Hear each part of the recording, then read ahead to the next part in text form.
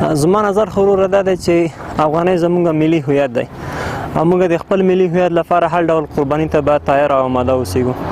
د افغانۍ په کارولو سره د موږ د افغانۍ ارزښت لوړېږي په بازار کې او د ما د ټولو ولس نه دا هیله ده چې په خپلو ټولو معاملاتو کې د افغانۍ څخه استفاده وکړي. د یو خوا نه به زموږ ملي هویت ساتل شوی وي، د بلې خوا نه به د افغانۍ د ارزښت په زیاتولو کې موږ ونډه اخیستې وي. افغانۍ څخه استفاده وکړو او خرید و فروش هم په افغانۍ باندې وي او صادرات او واردات هم باید په افغانۍ وي، ترڅو د افغانۍ ارزښت چې ده لوړ شي او باید چې دا زموږ افغانۍ چې دي ډېرې پیسې چې دي ډېرې زړې دي، باید نوې بانکنوټونه چې دي بازار ته وړاندې شي. خرید و فروش کې دا زموږ افغاني ملي هویت ده، د دې څخه باید کلکه ساتنه وشي او دا موږ باید عام رواج وګرځو، د خصوصا د قلدارو او د تومنو او ډالرو په مقابل کې. افغانۍ زموږ اصلي هویت ده او دا هویت ساتنه هر مسلمان او خصوصا په افغانانو فرض ده. در خرید فروش خود باید از هر چیز از پول افغانی خود استفاده کنیم.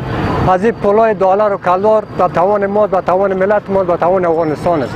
ما باید مشکلات خود از پول خود حل کنیم، از وطن خود، از مشکلات مردم که دلار نداره، نصف مردم افغانستان کلدار و دلار و چیزا نمیشن. می پول افغانی است، همین وطن مسمی افغانی پول افغانی سمجه باید استفاده کنیم.